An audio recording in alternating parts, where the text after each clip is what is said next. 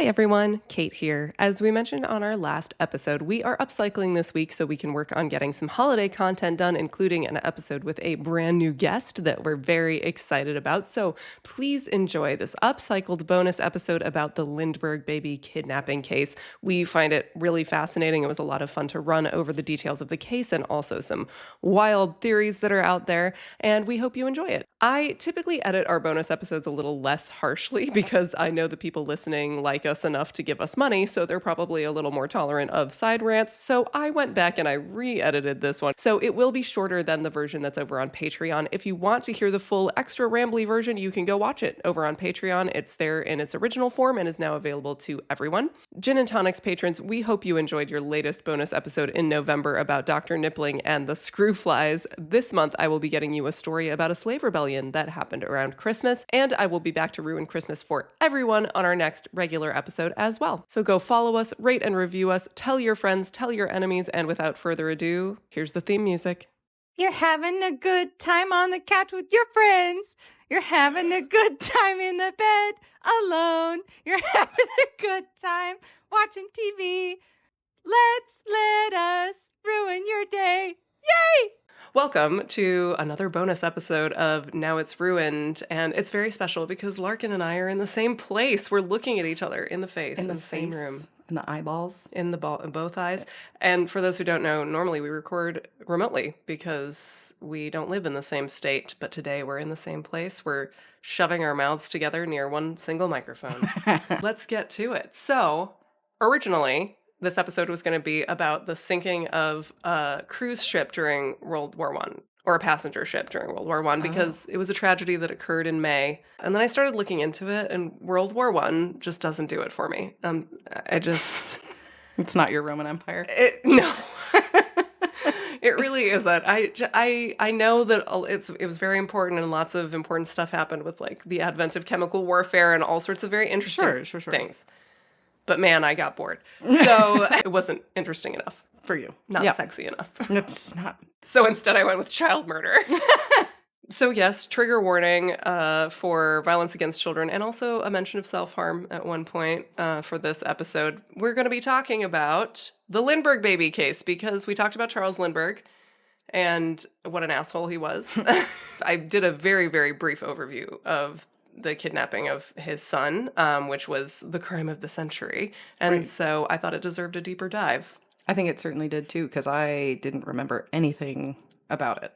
Yeah. And it is very interesting. There are a lot of like weird little twists and turns. It's very theatrical. And I'm interested to see now what you think about the potential of Lindbergh's involvement. See if you can sway me. I don't know. I don't know where I land on it still. Yeah. So we'll see. We'll see what all of you think too. If you think Charles Lindbergh was involved in the disappearance of his own child after I give you some information.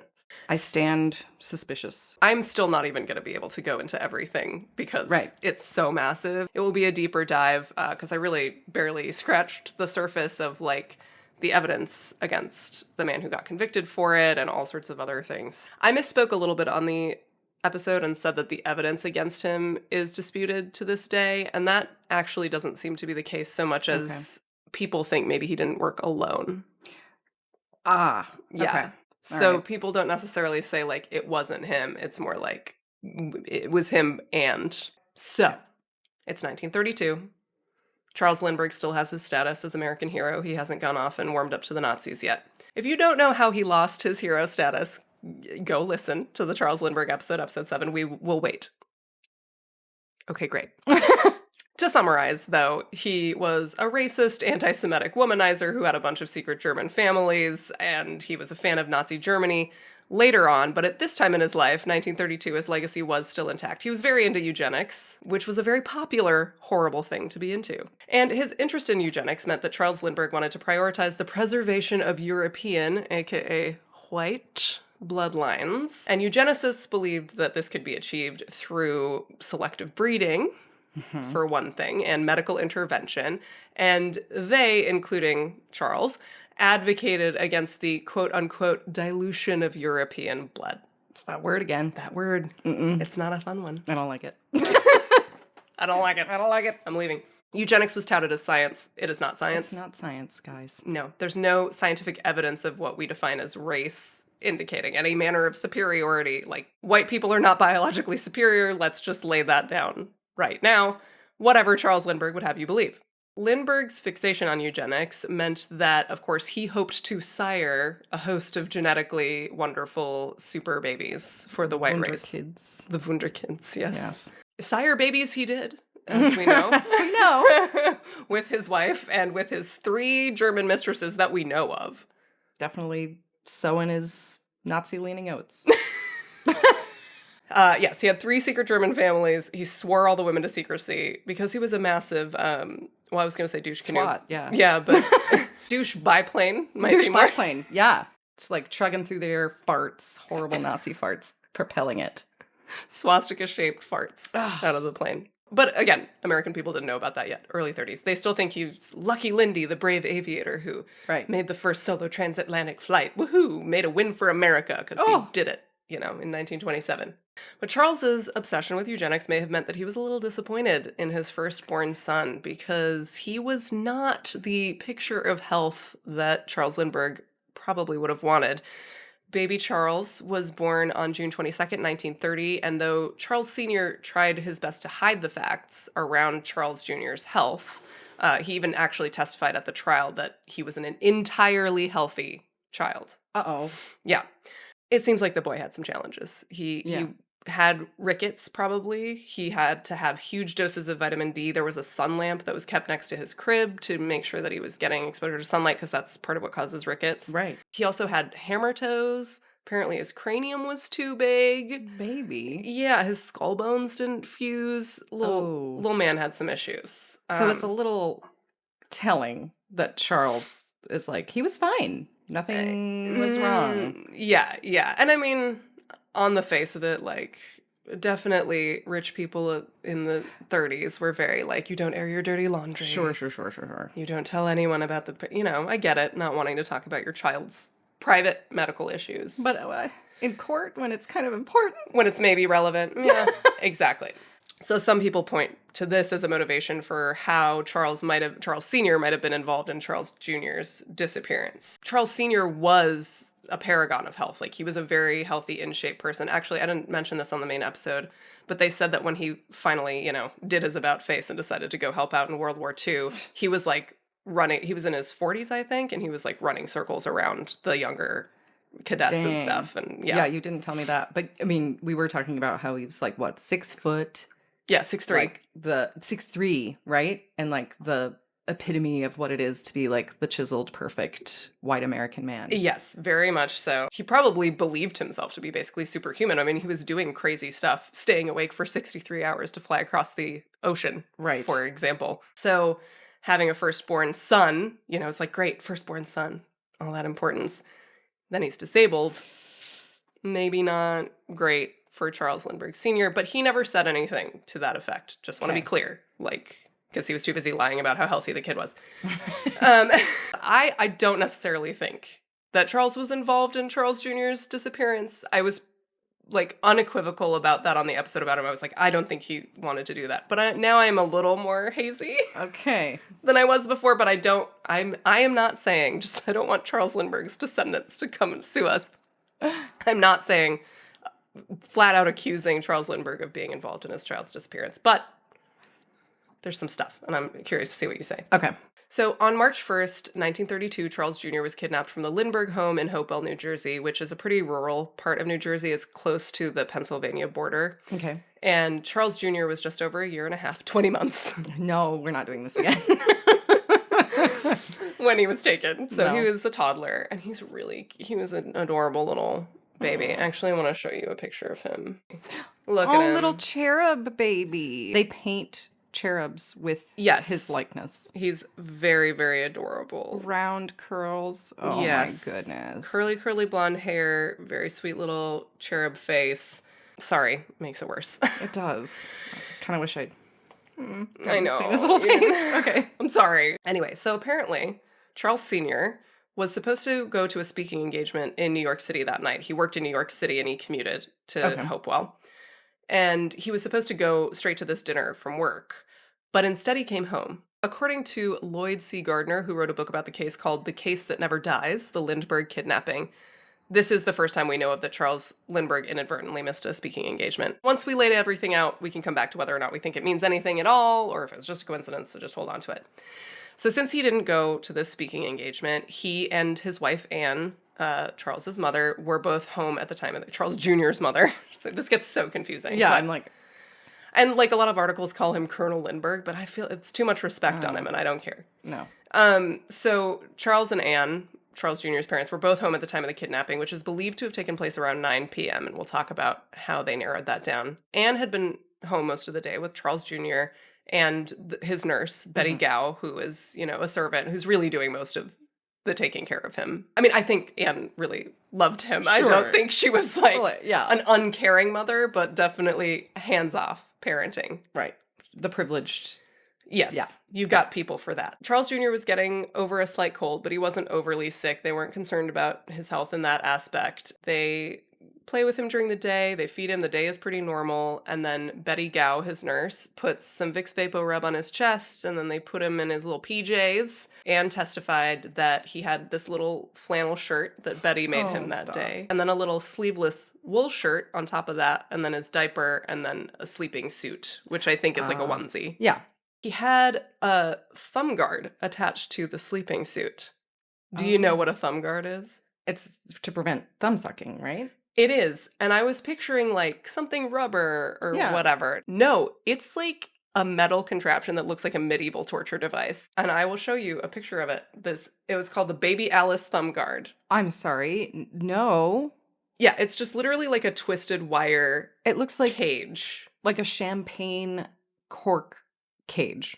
Yeah, that's a great way to put it. Twisted wire. It looks like a torture device. It does. And can you imagine being a baby and you put your thumb in your mouth with that wire? Like, that's going to cut your mouth up. It could cut. Yeah. It's the 30s. Right. I keep having to remind myself it's the 30s. Yeah. I feel like that shouldn't make it better, but I guess that's all we've got as an excuse. It's the only thing we've got. So they put him to bed about 7:30. Okay. And they fasten the bedclothes to the mattress with big safety pins, which I guess was something that people used to do to keep babies from sounds like a good way rolling around or to cause SIDS, but I think it means they pin the top blanket over the baby. You stay in there. You don't move. And don't suck your thumb. Betty Gow says that they closed all of the shutters in the nursery except for on one window they couldn't get them to lock. Because she said it seemed like the wood had warped. And so she and Anne both try. They're tugging on it. They're like, teamwork makes the dream work. Let's try and get this window locked. And they couldn't. So they just give up. They close it as best they can, which is another just weird little thing. Right. Because it's just today that the wood has caused a problem? Or? Right. Yeah. They never really say if they'd had an issue with that shutter before. But the impression that I got was no. It just seemed weird. Then Anne goes down to the living room for an hour or so. And she lets Betty finished putting the baby to bed. She's like, good night, kisses, lights off, bye. So Betty remembers looking at her watch and seeing it was like 8 o'clock when she left the baby's room. He was down for the night.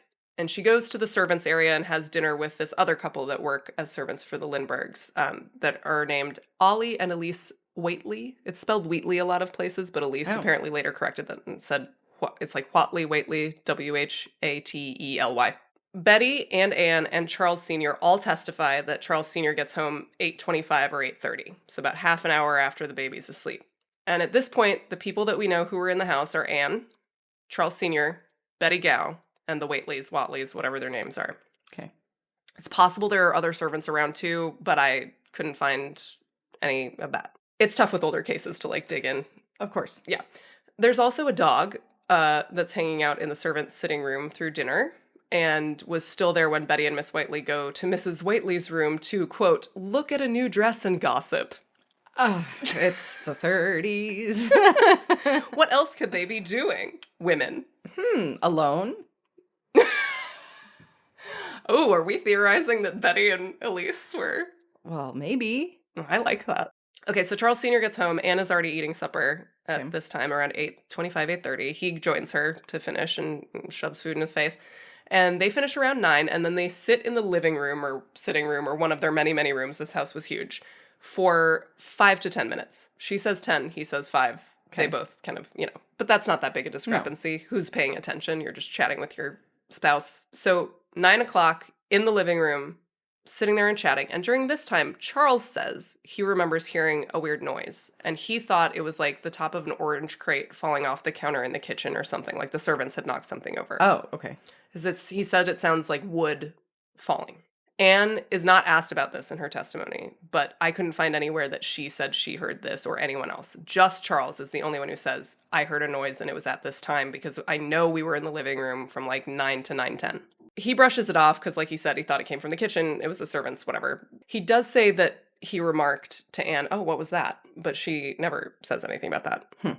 Charles and Anne then went up to their bedroom and talked for 20 minutes. More talking and gossiping. More talking and gossiping, exactly right. So if we're keeping track, it's about 9:15 or 9:30 by the time they're done talking. And then Charles had a bath. Gotta clean up. Got a long day. Yeah. Long chat. Long sweaty talk. Mm-hmm. And then Anne started getting ready for bed. And she was also getting over a cold. She caught it from the baby. Maybe they were just talking if she was sick. That doesn't give you an excuse. Anytime. Not in those days. No, especially not in those days. Yeah. So when Charles finished his bath, which he says is around 9:30, which is consistent with the shorter timeline, if we believe, they talk for 5 minutes, then they're upstairs for 20, whatever. 9:30-ish is when he says he gets done with his bath. And then he goes downstairs and sits at his desk in the library. And the library is at least partially right below the nursery. So he's sitting right below the nursery at 9:30. The shutters in the library open so he can see out the window. And the window that he looks out of from his desk is directly below the window that Charles disappears out of. Got it. Meanwhile, Anne rings the bell for Mrs. Whately, whatever her name is.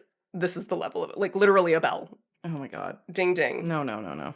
Servants. Real upstairs, downstairs shit. No. And then she asks for some hot lemonade to have for hot lemonade? Cold. Yeah. Which I guess is kind of like if you have hot water and lemon. Sure. Just don't call it that. Hot lemonade. Hot lemonade. But her hot lemonade never arrived because... Fired. No, and it's not Elisa's fault. It's not Miss Watley's fault. But it's because just before 10, Betty goes to check on Charles, and she finds that he's not there. That is a legitimate reason to not bring hot lemonade. A missing child, hot lemonade out the window. That's on pause. Yeah. Put a hold on that hot lemonade. I gotta find my child. It's dark in the room when Betty goes in. She says she plugs in a little space heater that's in there, and then she goes to the crib to check on him, and that's when she realizes she can't hear him breathing. And she's like, is he in here? And she reaches in and she feels around, and he's not there. Oh, that would just heart down into butthole. Yeah. You were the nurse in charge of the child of the most famous man in America. And you literally lost the baby. He gone. Where he go? Where'd he go? Yeah. Oh, shit. So Betty goes to Anne because she's like, maybe Anne came in and took him, whatever. But Anne's just gotten out of the bath, and Betty's like, do you have the baby? Anne's like, no, maybe, Charles is being a dick and woke him up and grabbed him, like, she's like, yeah, see if Charles has him. So Betty goes downstairs and is already like, she's probably like, there is no reason that he would have gone up and taken the baby. Right. Like, and she probably knows him, and she's like, he's doing his own thing now. Why would he go play with the baby? Yeah. Yeah. And like, why would he wake the baby up? Why, if the baby was crying, I would be the one to go. Like, it's none of this is adding up to me. Yeah. Hyperventilating. So she's like, fuck. And she goes downstairs, and Charles says that she sounded already urgent. So she's like, Charles, do you have the baby? And he's like, no, does Anne not have, like, what do you mean? And she's like, Anne doesn't have him. We don't know where he is. And Charles is like, up the stairs. Like, right. What is happening? Anne has gone into the nursery. She sees the crib is empty and is like looking around. And she says she goes back into the bedroom and meets Charles and Betty in there. And that Charles grabs a rifle out of the closet at this point to start looking around. Charles says that he went straight to the nursery, and that's where he meets Anne. And then he says that he went to get the gun later. Betty also says that he has the gun already. Nursery is searched. Charles said that as soon as he went in and saw the crib, he knew something was off because it just didn't look like the baby could have gotten out by himself. Like, he's like, clearly the baby didn't crawl out of the crib. I think because the pins on the bedclothes were still fastened. Oh. And at some point, Charles looks at the windowsill and sees an envelope on the grate on top of the radiator that's under the window. Oh, no, I don't like that. He says he doesn't touch it. Nobody touches it. Really weird. Yeah, that's bizarre behavior. Your baby's missing. That's the only new and out of place thing, and you're just gonna ignore it. And he's like, I was being cautious and preserving the scene, but it's like you don't even know What? that he's not in the house. You don't know that Mrs. Watley doesn't have, like, you don't know what's going on yet. It's a weird moment number 2. Okay. We don't go to our speaking engagement. Now we're home, and immediately we're like, it's a kidnapping. Don't touch anything. Don't touch anything. I'm gonna log that away. According to Betty Gow, while they're looking in the nursery, Charles said, and they have stolen our baby. They? Right. Who? Why are you drawing this conclusion? Is it the note? You haven't read it to see if it's a ransom note yet, so how the fuck do you know? And that just sounds like the ravings of a paranoid person also. Which maybe he was. Sure. I mean, yeah, if you're high profile, sure.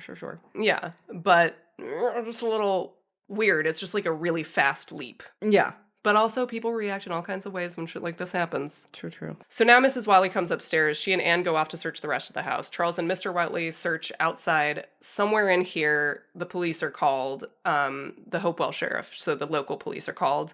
And then Charles calls the New Jersey State Police also. And he also calls a gentleman in New York named Colonel Breckenridge, who he testified was his friend and attorney. Okay. Obviously, I must say, you should definitely call lawyers. Immediately, yeah. Yes. And it can't be held against you in a court of law, as much as people will tell you that it is. Like, you should call a lawyer if you're in any trouble. Default, definitely. But it does seem weird. Like, why? And he's also his friend, so maybe he's like, he'll know what to do. He'll know the next steps we should take. Again, possibly explainable. Yes, they've known each other a long time. Maybe he's like, am I okay to search myself? Like, should I stay in the house? You know, maybe he's asking for that kind of advice. I don't know. So once he does this, he's confirmed the cops are on the way. He goes outside to search the yard with the gun, and he said he made sure everyone in the house knew not to touch anything. Like, don't touch anything, because he's, again, already just like, it's definitely a kidnapping. And he goes like 100 yards down the road. He doesn't find anything. And the cops arrive, and then Lindbergh goes with the chief of the Hopewell police, Chief Wolf, to search outside the house, like the perimeter of the house, because he just went down the road. Like, maybe there's a car. Oh, that's interesting. Yeah. I would search the perimeter. He might have, actually, but there might not have been anything obvious on the outside of the house. He might have done like a lap and then gone down the road. It was muddy outside below the window. And there are the immeasurable footprints. Which I were gonna show up. Yep. Which I have now read weren't necessarily not able to be measured. It might have just been a mistake, like the incompetence. Oh. Yeah. And there was some questioning, like, because Anne had been walking around in that area earlier, and they were like, was it your wife's footprints? And Lindbergh's like, no, it was a dude's. There are also traces of mud found in the nursery, like on the windowsill, on this box, and like near the crib, like basically like creeping in and creeping out. Oof. Yeah. Yeah, the way you said that, man. Oh, I don't. So unsettling. It wasn't distinct footprints in the nursery. But like traces of mud. You're like, someone was a walk-in here in my baby's room. Now we get to the ladder. The cops find this ladder that's in, I read 2 pieces some places, 3 pieces other places, multiple pieces that have been cobbled together. Like, it's a handmade ladder. It's not one that you bought. Okay. I do remember you mentioning that in the first episode, just a cobbled together ladder. And I remember being like, huh? Yeah. Okay. So it's put together so it's tall enough to reach the window because it's pretty high up. So it's a long, tall Sally ladder. It was apparently not made that well because it had broken. Where the 2 pieces joined. So this is like where the theory of 9 p.m. comes in, is because Charles is like, I heard a noise of wood breaking at 9 when Anne and I are in the living room. And so they're like, that's when the ladder broke, which is probably when the kidnapper was coming down. Going up or coming down. One Likely or the other. Coming down, right? With I won't jump ahead. That's what I think. Yeah. And a lot of people, it's like he might have fallen and with baby in hand. With the baby, yep. And I will get more to that later. That's how they narrow it down to they think it's 9 p.m. because Charles hears this noise, and then after, 9:30, he's at his desk at the window and he doesn't see a ladder outside it. So Yeah. can't have been then. That's all Charles's word. In addition to the footprints in the mud below the window, they see imprints of where the ladder was. So they know that this is the window, this is where he Okay. went, and it's the window with the broken shutter or the warped wood or whatever it is. It just so happens that he just set up right at that window that happened to not be locked. Yeah, no, okay. Mm-hmm. And maybe he set up at multiple windows and he tried a few. But when or you're maybe, in a hurry, right. like, yeah. Yeah, you're And- hustling in and out. And the time frame thus far. Mm-hmm. Very fast. So seems very weird that he happens to know that that's where it is. So it's like inside job was a popular theory, not necessarily Charles Lindbergh, but like someone in the house. It's like the biggest eyebrow raising element to me is that it's like there's this coincidence and then that Charles is right there to be Johnny on the spot and be like, here's what we should do. It's definitely kidnapping. Someone's taken our child. Like, yeah, too fast. But maybe he was smart and he was maybe paranoid and I don't know. But so eventually the police open the envelope that was left on the windowsill and find a note. I will read through it once, just all the way. Okay. And then I'll explain some of the misspellings and the quirks that are in it as transcribed by the prosecution, which I think is mostly accurate. I think they do a pretty good job. And they have 13 other notes to like compare it to. And, as we'll get to. Okay, so it starts with, "Dear Sir!" exclamation point, which is like me writing an email to anyone at work. I'm friendly. Dear Sir. Dear Sir! How many exclamation points is reasonable? Yeah. I need exclamation point and now a period, and now an exclamation point and now a period. "Dear Sir, have $50,000 ready. $25,000 in $20 bills, $15,000 in $10 bills, and $10,000 in $5 bills.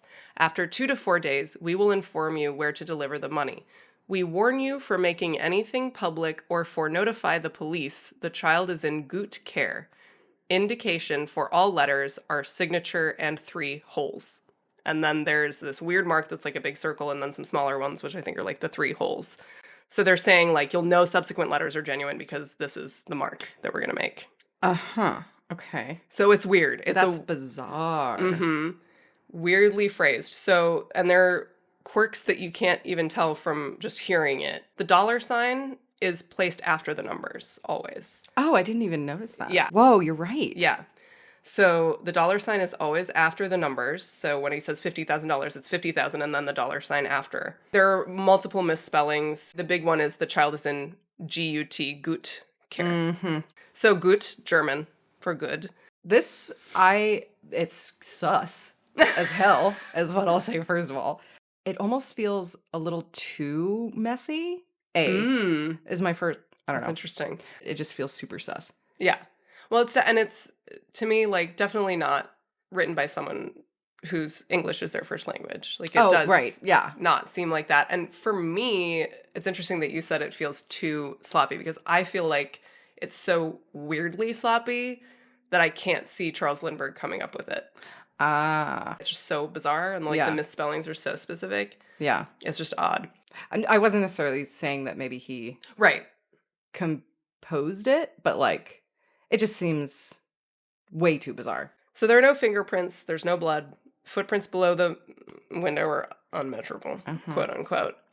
Also very much possible that they were just trampled at the scene because after the cops showed up, a shit ton of press showed up and they just ran through the house. Apparently they took shit. People were just allowed to wander around, take pieces of evidence. For fuck's sake. Absolutely insane. Well, I know, and for all of Charles's concerns about preserving, I was being so cautious. It's like, then have the police set up a line. Like, don't let the press in. If you're and he's a tough cookie, right? He's Colonel Lindbergh. He's the boss. He's Colonel goddamn Lindbergh. They call him the Eagle, and they referred to baby Charles as the Eaglet.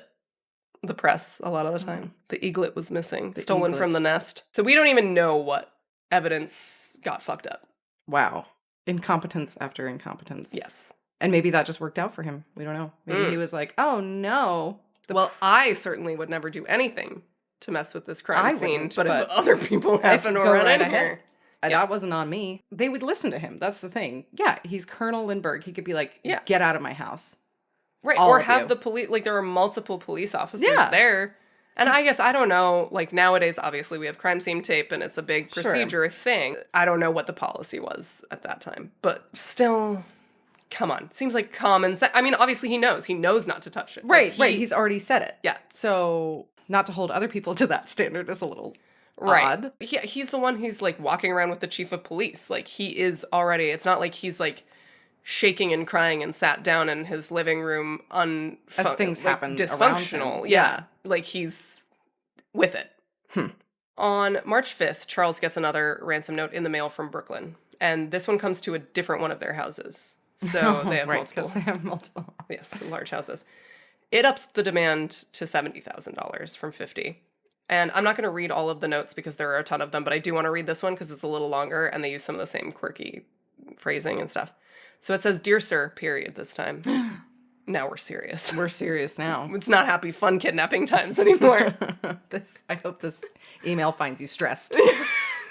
That's exactly the vibe. Okay, so it says, "Dear Sir, we have warned you, note," that's supposed to be not, but it's spelled note, "not to make anything public. Also notify the police. Now you have to take consequences. Means we will have to hold the baby until everything is," it says quite, but they mean quiet. "We cannot make any appointment just now. We know very well what it means to us. It is really necessary to make a world affair out of this or to get your baby back as soon as possible. To settle those affair in a quick way will be better for both. Don't be afraid about the baby, keeping care of us day and night. We also will feed him according to the diet." So Anne and Charles had gone on the radio and Anne had been like, "Please take care of him. This is what he eats," and like read out his diet, which breaks my heart. That's tragic. Yeah. "We are interested to send him back in good health," again, good. "And ransom was made aus," I don't even know what that's supposed to be, "for $50,000, but now we have to take another person to it and probably have to keep the baby for a longer time as we expected. So the amount will be $70,000, and then they denote the breakdown of how they want it. "Don't mark any bills or take them from one serial number. We will inform you later where to deliver the money, but we will not do so until the police is out of the case and the papers are quiet. The kidnapping we prepared in years, so we are prepared for everything." Yikes. Yikes. It's a mess. Like, it's actually really hard. I have it typed out and it was hard for me to read because I typed it with all the misspellings. And it's like, "We will form you latter instead of later and note instead of not," and all of this stuff. And, but basically, yeah, they're like, "Well, we're going to have to keep this baby for longer than we thought because you decided to go to the police like a dumbass." Like a dum-dum. So, and the press are involved. And so until the papers are quiet, we're not doing anything. It's $70,000 now. And we've been planning this for years, so don't fuck with us. So 2 more notes come in the following days. They're going back and forth about whether they'll accept an intermediary to deal with them. And initially they're like, no one else can represent the family. We only want to deal with Lindbergh, and no. They also say they think that the police kept Charles Lindbergh from getting a couple of their notes because they're like, "Why aren't you responding to those?" Yeah. They're getting real fussy with him because they're like, "Why are the cops still involved? Like, we told you We not told to." you not They're to. like, dumbass. So this guy, Dr. Condon, who's like this old man in the city, does not know the Lindberghs, agrees to act as an intermediary, and also offers to pay an additional $1,000 on the ransom to incentivize them to bring him back. I remember you saying that. Yeah. And how do we know this guy? He just We don't. We don't. Okay. Rando. He puts an ad out in the paper detailing what he's willing to do. He's like, "I'll go places alone. You can give the baby to a priest who will swear he won't say anything that you say, like, whatever, like, just get the baby back." And the kidnappers accept him as an intermediary. I think because he doesn't know the Lindberghs. I think that's actually what they like about it. Got is it. they feel like it's almost a neutral third party because they said, "We won't accept any intermediary from your side." So he's just a volunteer. Pretty much, yeah. Got it. He Okay. shows up and is like, "I'll do it. I'll help." Oh. And then he gets into the shit, man. He gets into like spy times, like craziness, because he gets a note at his home. And it's like, "Be home every night between 6 and midnight, and we will give you instructions." So it's Yeesh. like, you got to stay in your house those hours, and then you'll get instructions about further stuff. Terrifying. I'm not doing that. No. So the Lindberghs approve him as an intermediary. They say that's fine. And then he gets another note to his house delivered by a cab driver named Joseph Perrone, who's like, "A stranger handed me this note and told me to bring it here." I know, right? I don't like it. I don't like it. This note sends Dr. Condon to find another note So it sends him on like a little scavenger hunt. It's like you'll walk 50 paces from this bus stop, and then there's an abandoned hamburger stand, hot dog stand, actually, I think it is. Like an abandoned hot dog stand, and under a table, you'll find a note. In any other circumstance, sign me up. That sounds really fun. Yeah. But not. No. Mm-mm. High stakes. There are instructions in this note that he finds in the hot dog stand to cross the street, walk by this woodlawn cemetery, and then you'll be met by someone, which I would be like, fuck that shit. No. You'll be met by a person. By the cemetery? No. No, But no. Condon's got balls. He does it.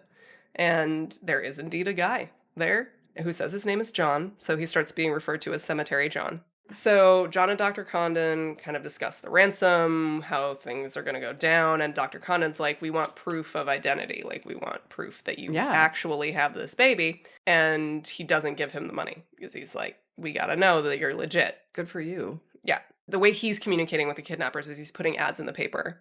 Oh. So he puts more ads in the paper emphasizing, like, we will pay, but we just want proof that you actually have him. And on March 16th, Dr. Condon receives a note with Charles Jr.'s sleeping suit. Right. Yeah. And they send the sleeping suit to the Lindberghs, and they say, yes, that is the one.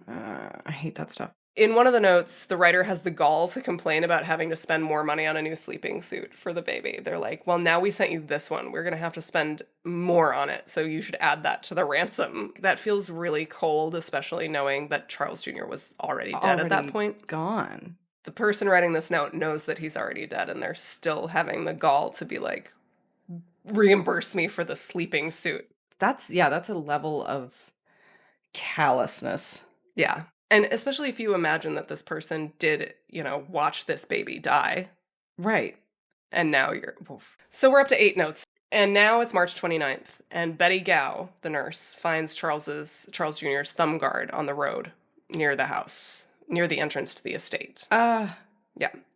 And a lot is made of the timing of this finding, because apparently people were like, there's no way that it could have been there and no one saw it until that point. Yeah. It's like a month. There's no way. It was really obvious. And the defense for the Hauptman, the guy who winds up being arrested, really went after Betty Gow as the inside woman on this, and was like, it's her and her weird boyfriend, like whatever, like, and her sister too, like her sister too, and really tried to pin suspicion on her. Her cross-examination was actually so intense that she fainted after she got off the stand. She was so stressed. Betty finds the thumb guard on March 29th.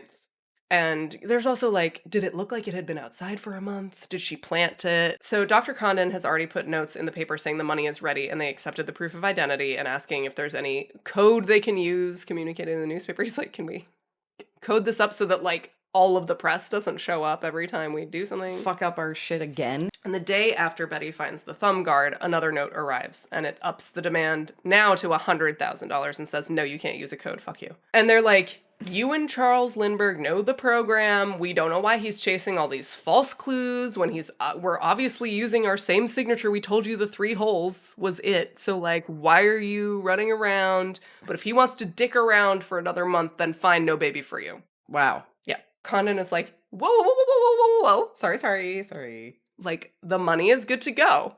Just tell me where to bring it. Note 10 comes, again, be at home, certain time. Note number 11, again, delivered via mystery taxi driver. This time we don't know who he is. He was never identified. But again, same thing. Stranger gave this to me, told me to bring it to you. I don't know why it gives me such creeps. I mean, it's creepy. Yeah, I guess it is. It's creepy. Yeah, it's really creepy. So this 11th note, delivered by the mystery taxi driver, takes him to the Bronx to find note number 12. And this time, he's got the money, and Charles Lindbergh is with him. So Charles Lindbergh is in the car with Condon. Oh. And he's got a box, because they demanded for some reason. They were like, we want a box of these dimensions built like this, and that's where you put the money. And they're like, okay, we'll build a box and give it to you, I guess. It has to be those dimensions. It was so weird. That's just wild. So Charles is in the car with the box. He's got the full $100,000. He's ready to fork over $100,000. Condon goes out to look for the note, and this note has instructions on where to meet John, quote unquote, again. So Condon goes to see him, and Lindbergh has the window down in the car, and he claims that he hears a voice say, "Hey, doctor," in a foreign accent. And then John and Dr. Condon move away, and he couldn't see or hear them anymore. Then Condon comes back to the car and says, "Give me the money, but just the 50 thou. Like, just give me the original demand." Lindbergh takes the half of the money out of the box, gives the box to Dr. Condon. Dr. Condon goes off and comes back without the money, but with a note. And this is the note that says, "Charles Jr. is on this boat named this thing in Martha's Vineyard." So that night, they get back to Dr. Condon's place from the Bronx. Charles immediately makes arrangements to rent a plane to fly over Martha's Vineyard and look for this boat. So he drives to Connecticut that night. Next morning at daybreak, he takes off with some other people, flies around, looks for this boat, can't find it. No sign that, Charles Jr. is anywhere. As we know, that's because Charles was already dead, Right. most likely on the night that he was kidnapped. Less than 5 miles from the Lindbergh home on May 12th, 1932, they found Charles's badly decomposed body. He'd been killed by a blow to the head. Someone at one point thought that there was a bullet hole, but there was no bullet, so it doesn't seem to be that he was shot. It seems like he was hit. He was hit with something, or they couldn't conclusively say. It just is like, I don't know if there were multiple blows either, if there was like a blow that could have been from a fall. Right. Would be my big question. Because then after that, they're just like, well, I guess we carry on the ruse. Or Right. did they was it an accident? Or did they just decide to be like, well, we don't want to take care of him? Right. They mentioned there's a chisel found at the scene along with the ladder, but like the chisel doesn't have blood on it or anything. So it doesn't seem to be that it's that. But there's also no blood on the ladder, it doesn't seem. So if he fell and hit his head on the ladder. And there wasn't blood on the scene. Yeah, and when you get a head wound, it bleeds a lot. Like It does. So Especially a fatal one. I don't know. I don't know if he got dropped and it was an accident. Even if he wasn't, if they dropped him and he wasn't dead, but he was somehow incapacitated, and then they kill him with the blow to the head in order to... We're not going to the hospital. Right.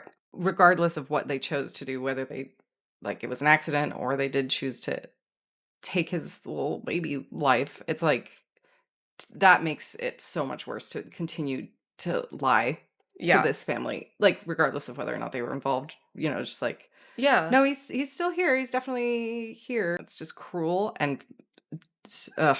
Yeah, and poor Anne is out here like, my baby's still alive. Please feed him the right, right because thing. he's not well. Right. Which, they didn't say, but like he probably has really specific needs. Yeah. I know. It's just Horrible thing to do to anyone. Yes. So Charles and Betty Gow go to identify the body. Because Anne's just like, I can't.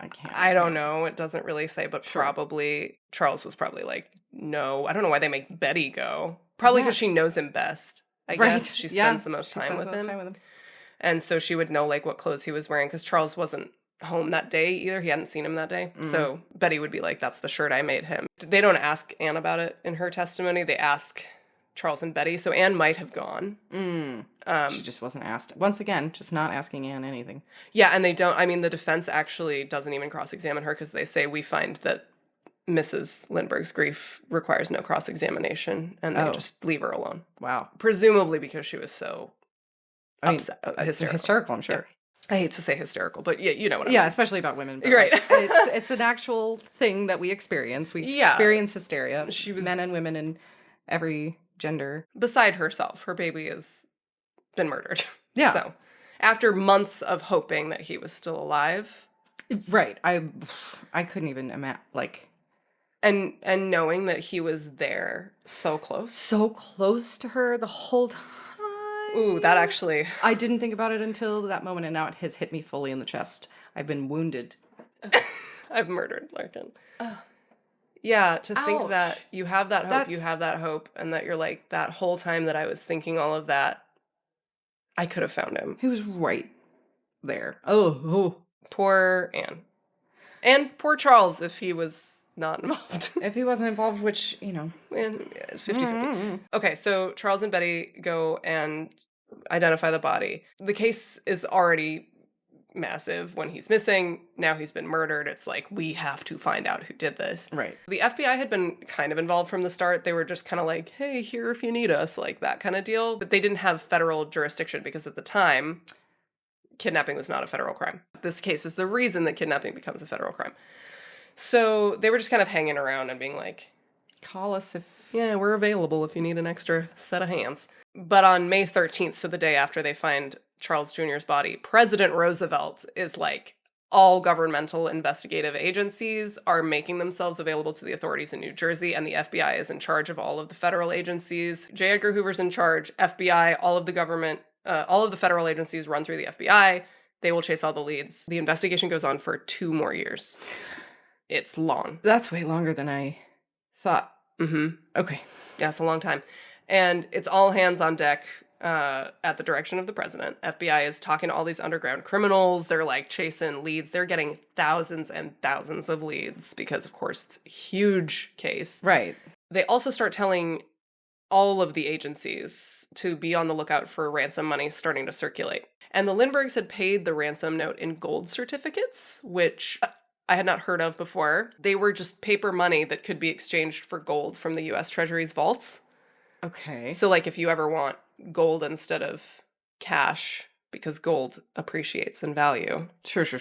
swap in your certificate, you get $10 worth of gold, and then you keep that gold, and hopefully in a few years that gold is worth $25 or whatever it is. You bury it like Ron Swanson. Exactly. And that's how you become a millionaire like Ron Swanson. There it is. So people just use them like regular money. And Roosevelt is like, all gold certificates turned into the US Treasury now, please. Today. Yesterday. Everybody who has them, turn them in. And apparently that was a really helpful method. Okay, slight detour. But I wanted to mention it because it's sad as hell. Early on, while Charles is still missing, they investigated a woman named Violet Sharp, and she's described as a maid, as a waitress, as a different things in Anne's mother's house, so in Anne's parents. Okay. The Morrows is their name. And she became a suspect because she acted sus as hell when they first interviewed her. Because they're, of course, talking to everybody in the family, talking to all of the servants in both households. Yeah, you got to talk to everybody. Yeah. And apparently Violet had been on the phone with Betty Gow that night. Like, they'd chatted. And so they're like, where were you? And she was like, I went with this guy, but I don't know his name. But maybe his name was Ernie. But then I don't know. We went to the movies. No, we went to this restaurant. No, she's shifty, really nervous. And some of them were already suspicious, like, that it's an inside job. And of course, Betty Gow is at the top of the list because she's the nurse. So who could have left opened the window? Whatever. Yeah. And they're like, oh, maybe the dogs didn't bark during the kidnapping because they knew who it was. Yeah. Right. I looked up the dog's name. I was like, I want to know what dog this is. And I wasn't really able to find it. But there is an entire blog post called Dogs in Charles Lindbergh's Life, which is amazing. And there's a picture of Charles Jr. with 2 dogs, actually. Oh. And they're like little terriers. They're very cute. Here, I'll show you. And their names are Bogey and Skeen. Oh, they're little Scottish terriers. So Bogey. I don't know if it was Bogey or Skeen who was around, but they didn't bark.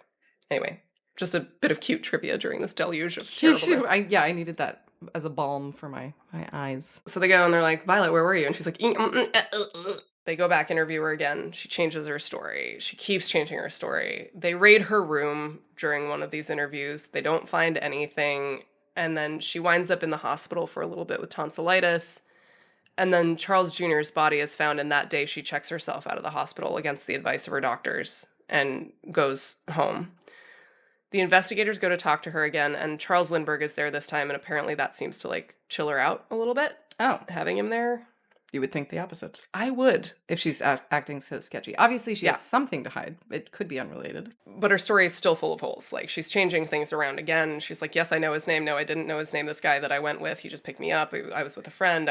We went here. We went there. Whatever. They're like Violet. And now that it's a murder investigation, they're, like, hitting her hard. Maybe literally. Because some of the stories are, like, that the cops were being real brutal. Violet was a pretty reserved person, and these interrogations really took a toll on her. And she wrote to a friend in England that she fainted twice in 2 hours during one interrogation, and she ended the letter by saying, gee, life is getting so sad, I really don't think there's much to live for anymore.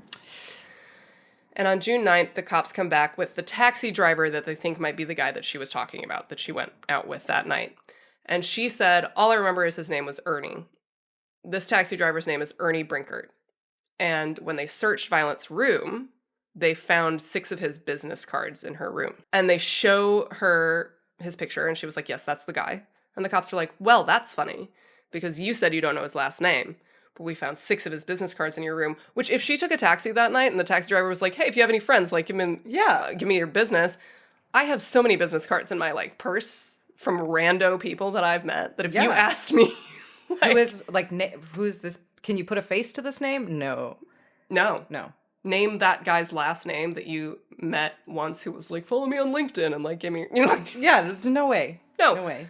I'd be screwed if that was the evidence against me. And she was like, I don't even remember that I had those cards in my room. I don't know anything about that. Which is probably true. Yeah. And realistically, Violet was probably a little schmammered that night that she went out, which is why she's being evasive. Because as it was reported in the New York Times, the place that she went, which is called the Peanut Grill, was allegedly a speakeasy. Because prohibition is still in place at this point. Oh, I forgot. Which I didn't realize. Timeline. Yeah, and I thought prohibition ended at the end of the 20s, so I didn't realize it. Apparently, it was in place until December of 1933. Nate and I, this is a total tangent. Nate and I once watched this amazing holiday movie called The Spirit of Christmas. Oh my God, I remember. Oh God, the texts I was getting for this, y'all, and the diatribe I got afterwards. Yes. Go watch The Spirit of Christmas. The premise is a woman inherits an inn, naturally, from a relative, and she falls in love with a cantankerous ghost who is haunting the inn. And this ghost allegedly died. They say it's prohibition. Like, they talk about prohibition specifically. But all of the flashbacks to his time period are like the 1800s. And Nate and I were like, have we lost our mind? Like, do we not know when prohibition happened? And we looked it up and we were like, no, we're not crazy. This just was poorly researched, but great great flick. Cannot recommend. Somebody's like thinking they're really clever because spirits and a spirit. Oh, absolutely. And the spirit of wow. Oh, it has layers. Layer upon like onions, man. Yeah, they crushed it. They crushed it on that front. Not so much on the historical research. Not so much on the representation. Anyway, the fact that she had been to a speakeasy and had also gone out against her employer's wishes are why she was being evasive. And got she drunk, was trying and not she's to get a fired. lady. Yeah. And the nighttime. Yeah, and the Morrows apparently were strictly like, don't go out. Like, you're not supposed to be doing that, and she did, and so she's trying to keep her job. Yeah, she's just trying to cover her ass. I figured it was something like that. So, Violet, she doesn't have any chill. She needed, like, Alexis Rose to be like, just blow through the checkpoint. Like, she doesn't have anybody to coach her. She's just really nervous about getting fired and arrested, and she screws herself over in these interrogations because she's so nervous. During this interrogation on June 9th, she became hysterical, quote unquote, that is the term. She probably had a panic attack. And a doctor is called in, and the police are like, okay, we'll hold off for now. We'll leave her alone, but we're going to send someone to come and get you tomorrow, and we're going to talk to you at the station. Uh-oh. Later that evening, in front of Betty Gow and some other servants, Violet becomes hysterical again. She gets really upset.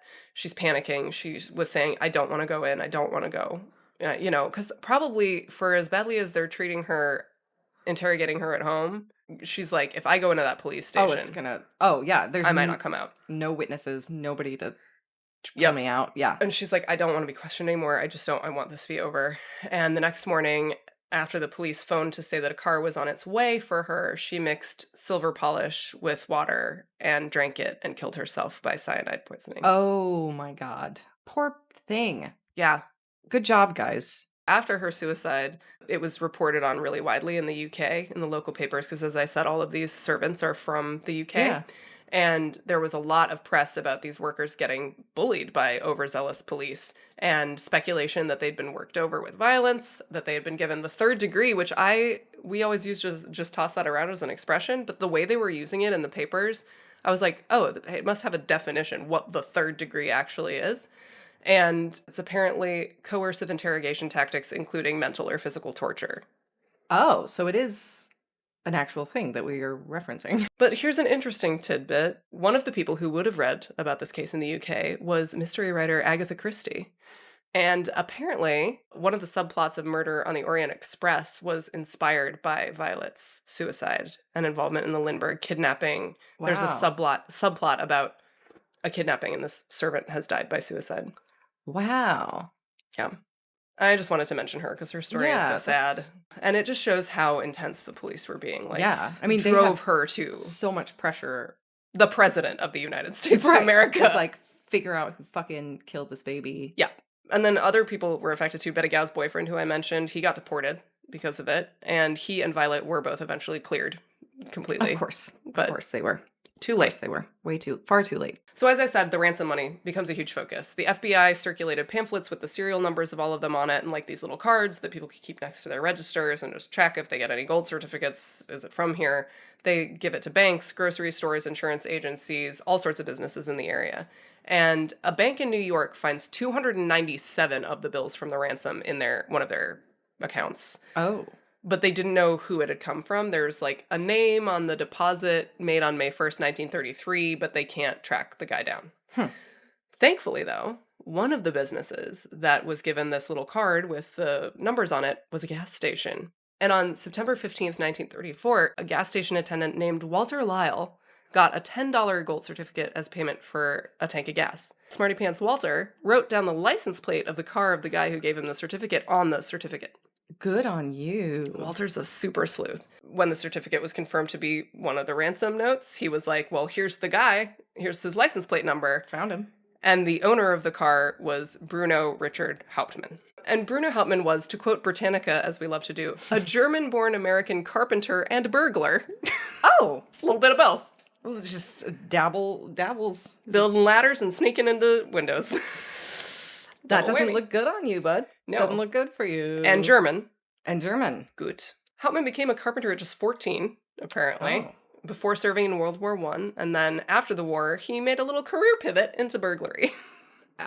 As you do. Probably traumatized. He was convicted of a B&E in 1919, and then he was arrested for possession of stolen goods in 1922, but he escaped before trial. I know it's not healthy, but I do admire a jailbreak a little bit. Like when I hear like someone escaped, I'm like, ooh, that's kind of cool. Good for you. Yeah. Don't even bring up Ted Bundy to me right now, though. I don't want to hear about it. She felt it.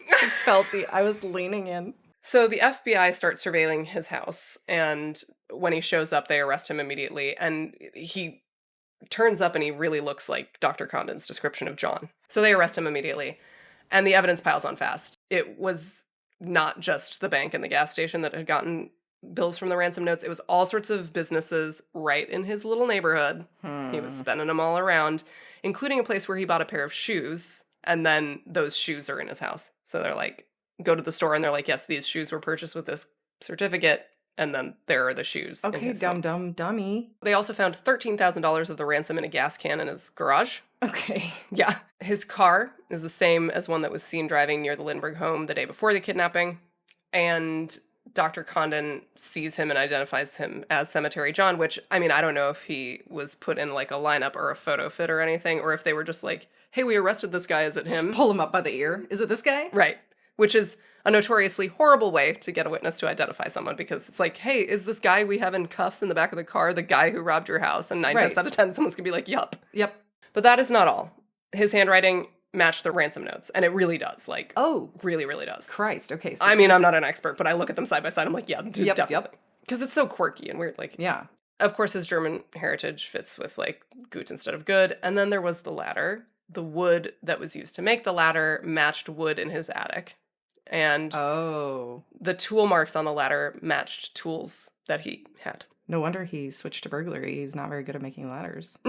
Yeah, his carpentry skills needed work. Womp womp. But then he used them to commit a crime and got himself in trouble with his shoddy carpentry. It's true. Also, he was still working as a carpenter right up until the kidnapping, but right after the kidnapping happens, he's suddenly like, I guess I don't have to work anymore. And he starts trading stocks and shit, and it just doesn't work ever again. So he's not hiding it at all. Yeah, it's like, is it Goodfellas where they're like, they get really mad because one of them starts buying fur coats and stuff after they... I don't remember, but... I can't remember if it's Goodfellas or Casino, but there's a Scorsese movie where it's like one of the guys like buys his wife like a mink coat and shit right after they commit a crime. Yeah. And I think it's Ray Liotta is like, you fucking stupid. Like, yeah. Oh, also, he had Dr. Condon's phone number and address written on a door frame in his closet. Rookie. Why are you writing it on a door frame? I guess maybe it was like a phone call or he just figured it out and he's like, meh, I don't know. That's where you were when you what? Yeah, so it's all circumstantial evidence, but it's pretty fucking damning. That's a lot. That's a lot. It's so incriminating. Wow. Oh, yeah. Jesus. Okay, because all of that, I'm like, oh, okay, well, he's the guy. Yeah. Mm-hmm. I mean, unless the police planted literally all of it, but like, why would the police write it on a door frame? You know what I mean? Not the only, but like, that's the main one. It's like, Yeah, I'm just gonna run in there and write it on his door frame. Right. If the police are planning evidence, they Yeah. could just say, "We found the money in his garage. It was under a table. Why put it in a gas can? Why?" They could say, "We found his address in his wallet or on his nightstand or whatever. Why put Yeah. it in a?" Yeah, it's just all It very adds weird. up to very specifically. Yeah. Just as a quick review, for people who don't know the difference between circumstantial evidence and direct evidence, the way that it was put to me in law school is if you look outside after it's snowed and you see footprints in the snow, that is circumstantial evidence that someone has walked in your yard. And it's pretty strong. Yeah. How do footprints get there if someone didn't walk? But there are possibilities. That's circumstantial. You didn't see a person walk in the snow, but you see evidence that someone was there. If your neighbor comes to you and says, "Last night I saw a guy walk through your yard," that is direct evidence that someone was in your yard. You have eyewitness testimony, as shitty as eyewitness testimony is. Or if you saw it yourself, or if your Ring doorbell these days caught somebody. There are weaker forms of circumstantial evidence, there are stronger forms. Direct evidence is better if you can get it. But an overwhelming amount of circumstantial evidence like this, it'll do, especially in the 30s. So Hauptmann's trial began on January 3rd, 1935. It lasted 5 weeks. His defense attorney didn't do like the best job, but he was in a pretty tough position. But I did read something that it was like he was kind of not in his prime anymore. Oh. But Hauptmann probably struggled to find someone who would represent him.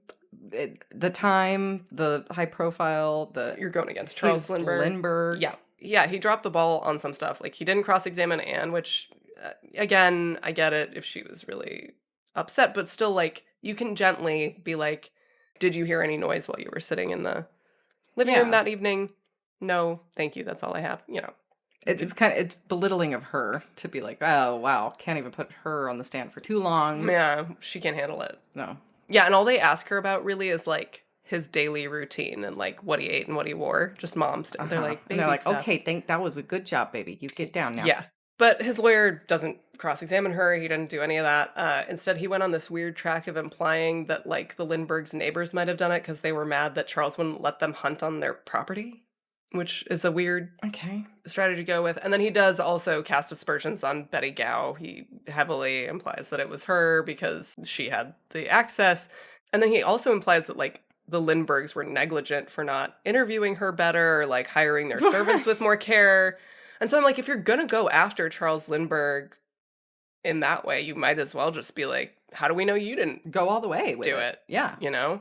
He probably was like, I can't accuse America's hero of Right. America's that, but sweetheart and he's very powerful, obviously. Like the president is like is help. backing him. Yeah. Yeah. So that would be a pretty scary position to be in as For an sure. attorney. But still, like, do your job, man. All you have to do as a defense attorney, you don't have to say like Charles Lindbergh, I think you did it. You just have to poke holes and Seed some reasonable doubt. Yeah. Why weren't you at your speaking engagement that you were supposed to go to that night? Yeah. Why are you the only one who heard this noise? Mm-hmm. Why are you the one who says you didn't see a ladder at this time? Why are you, Why didn't you touch the letter? Why was that such a big deal for Right, you? right. Why did you assume it was a kidnapping immediately? There are so many things that he could have asked without being like, Charles Lindbergh, I think you killed your baby. Yeah. Yeah. But he didn't. And on But- February 13th, 1935, the jury returned a verdict of guilty. Hauptmann was sentenced to death for the crime. And he was executed on April 3rd, 1936, survived by his wife and their 3-year-old son. Okay, so let's talk alternative theories and then see what we think. Okay. So, as we said, most people acknowledge that there was a damning amount of evidence against Hauptmann, and he was likely involved. Obviously, as we said, evidence can be planted. It seems weird for some of this to be planted. His family is still trying to see if they can exonerate him. They want, Wow. they want to try and test DNA from the envelopes, from the letters. Hey. Some folks say, yes, Hauptmann was definitely involved, but he didn't act alone, and some of those people think that Lindbergh himself was behind the whole thing. One theory that I read was like a prank gone wrong. Like apparently Lindbergh was like a little bit of a George Clooney, like he liked to prank people, which I never read anywhere else. So I have no idea how true it is. And he's like, just pulling jokes. I'll pretend my baby's kidnapped. Like, sure. what a fun, happy time. That's hilarious. Like, it's a prank on who? On Anne? Like, that's pretty on his fucked wife? up. Yeah. I don't find that very compelling. No. Some people don't even think that Charles Jr. died at all. And they're like, okay. Because he was cremated immediately. Another, actually, I didn't mention this, semi-suspicious thing was that they cremated him very fast after his body is recovered at Charles's Behest. command. But I mean, he wasn't going to have an open casket. Like, No, he was, he was decomposed. Yeah. And really, a lot of his body parts were missing. Like, it's not, again, a time when there were a lot of resources like labs Right. or DNA or any thought process for any normal person at that time to be like, well, maybe we should just hold on to the body for evidence. Right. He They probably is like, I want his soul to be at rest, Yeah. right? Like, I want him in the ground, or, I mean, With us, yeah. with us.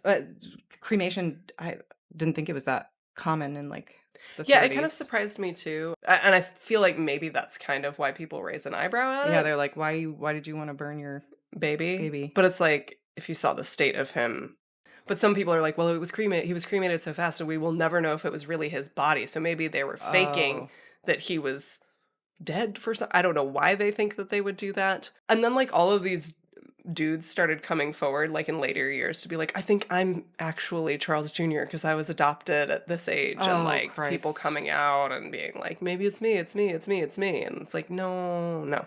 And then there's the theory that's been put forth by a couple of people, which is that Lindbergh's interest in eugenics is the reason that he would have motivation to allow his son to be kidnapped. And some folks speculate that because Charles Jr. was not in peak health and because Charles Sr. was very covert about that, Mm. that Charles Sr. didn't want him around, or even more darkly, that he was actually offering the kid up as a subject for experimentation.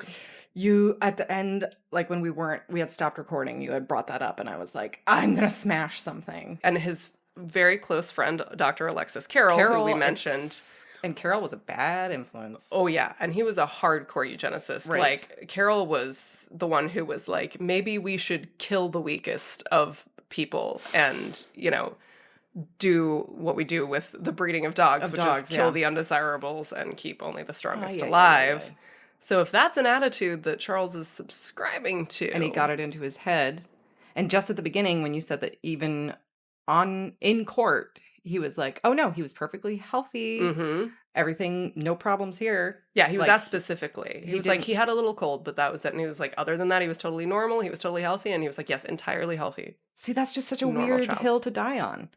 Yeah, after he's already After he's gone, already like, gone, and, like, you just can't admit it. So, yeah, that's even more evidence to me that it was that important to him, that his firstborn son was hmm not the epitome of perfect, right. And if he was like, how did I, Superman Charles Lindbergh, create this weak inferior little, baby? yeah. Dr. Carroll, you want to poke around in him and see what See you what can find happened? and how I can avoid this in the next ones? I don't know. So this judge in California is someone who's like, I think that maybe he allowed Carroll to experiment on him.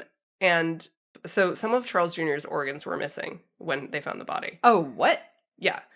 And I cannot find the evidence for where people are getting this part, but some people say it wasn't animals, basically, that they aren't the Oh, organs that animals normally go for first, that the position that he was found in wouldn't be the position he was in if animals had gotten at him, which I'm like, how do you know how do you know that? He's a that? baby. But I guess they're like, oh, he would have been found on his back if he was eaten by animals because they would flip him over and go for the soft Oh, I part. suppose. And they're like, yeah, the organs that were missing, I think it was like his spleen and his kidneys or something, are not the ones that animals go for first.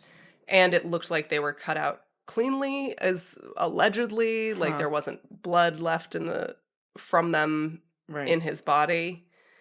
But I'm like, you're basing this on an autopsy report from 1933, like, to Sketchy at best. I don't know if there are Yeah. pictures that anyone's been able to look at. If they took photographs, I imagine they would have. Some experts have said we think that his organs were surgically removed. And so this has led some people to say, well, Charles Sr. was letting his eugenicist friends take his baby's organs out for experiments Huh. previously. Oh, like, oh, Yeah, oh, yeah, like he was already actively like handing him out because otherwise it would have to be like in the moment, like he would have had to be like I cut see. open there at the scene and have his organs removed. But they're like, no, he was already It would letting. have been something that happened in the past.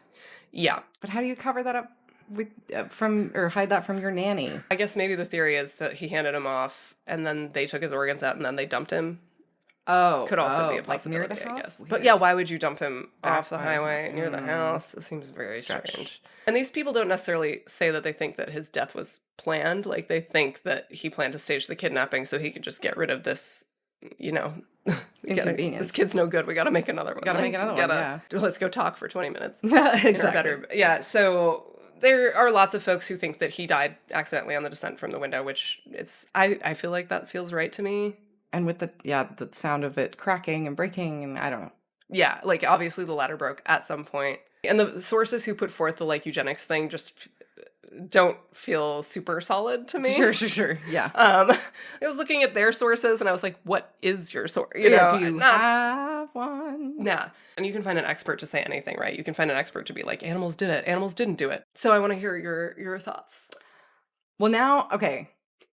I thought I was gonna be like at the end of this, like, this bastard, right? But I don't. It's a lot of his behavior, especially at the beginning, is suspect to me. Yeah, it's weird. It's weird, and I don't know if that implies, it actually implicates him in involvement, but it is weird. I don't buy that he was trying to keep the scene intact. The fact that he was already well on his way in the eugenics ideals, and you Mhm. don't have a perfect son.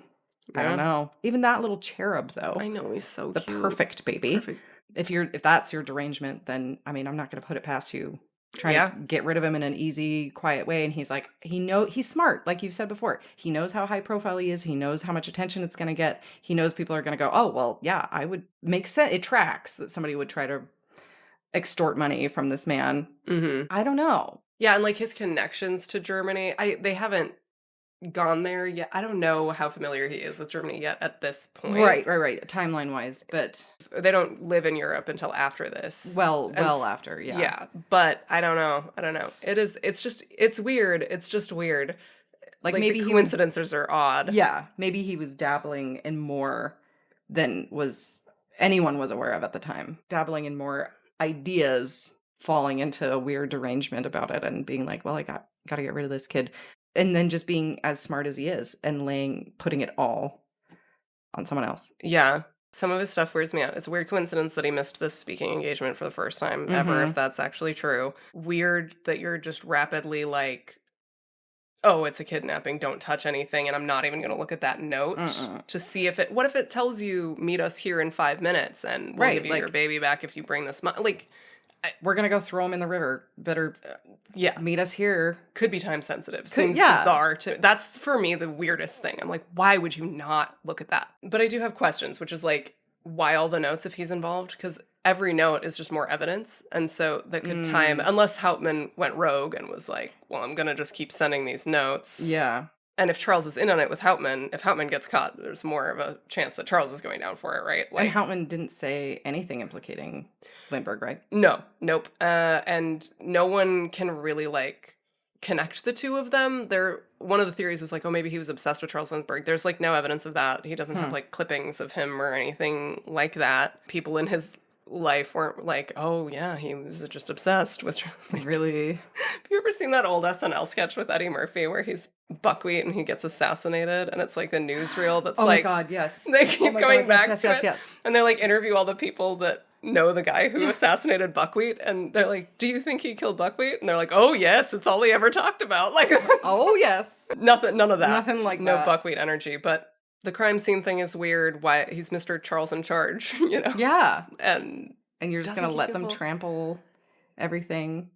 And maybe it did just like maybe he was working with Hauptman and then something went wrong at the beginning. yeah, So the then plan wasn't for him to die. and then everything kind of fell apart and maybe Hauptman wasn't as smart or was just like Oh, maybe yeah. I can take advantage of this and I can get more money than they originally agreed upon. But then Yeah. why would he if he knew Hauptman feels a little chaotic, so I could see Yeah. that, like, oh, you threw your hat in the ring with the wrong guy, and now he's gone nuts, and he He's- dropped your baby, and now the baby's dead, and now you gotta deal with that. Right. Because you can't let on that you No. know. I don't know. I'm not convinced that Charles Sr. was involved, but there's definitely some weird... I'm not convinced he wasn't. Yeah, exactly. It's some weird I'm shit. not convinced of either. And then my other question, which is what I alluded to earlier, is when they asked for proof of identity, do you think Hauptman had to go back and take the suit off Oh, baby Charles? because they That's would have fucking grim. disposed of him immediately. Yeah, the way it looks is that Charles Jr. died either accident or intentionally on the way out of the kidnapping, and they dumped him on the side of the highway, which I don't think they would think at that time let's take this sleeping suit in case they, I mean, maybe they did. Maybe if they said that they've been thinking about this for years, planning it for years. But if they were planning to have an alive baby for years and Right. suddenly you have a not alive baby. Yeah, that was just a thought that I had when I was reading through it again, and I was like, "Ooh, did he go back, Go back. take a sleeping suit off this baby and it's That's abysmal. you're welcome." Thank you. It was still pretty surface level, like there's so much more. I'm sure. I mean, I'm Obviously, sure like there's all the like notes. you could have a series on it. Absolutely, and I'm sure there are. So go ahead. Yeah, go. I'll go find one too. Final thoughts. I hate him. I just Which Charles? Charles. It didn't make me feel better about him at Yeah. all. I was like, am I gonna feel sympathetic? No. And the only one that I'm like, God, gee, and Violet now, Poor Violet. and Betty. Betty, like those all seem like all the women, as per usual, get the short end of the stick. Do you That think sucks. Betty was involved? Not with the information I was just given. I don't either. Not with any of the information I was just given. It is weird. Both women had to deal with the shutter that was then used. Yeah. Like, what is she going to gain? Right. What It's could she high possibly? risk. Super high risk. And she probably has an emotional attachment to the kid. I mean, like you said, she probably spends more time with him than True. anyone. Yeah, and I think the theory was like, oh, she did this in cahoots with somebody so she could split the money and then she's gonna like peace out and go back to the UK. That's I don't think so. Big old stretch. All right, well there you have it. The Lindbergh baby kidnapping mystery So abounds. much fun. So much misery, so much fun. Tell your friends, tell your enemies, and we'll see you next time. Yay!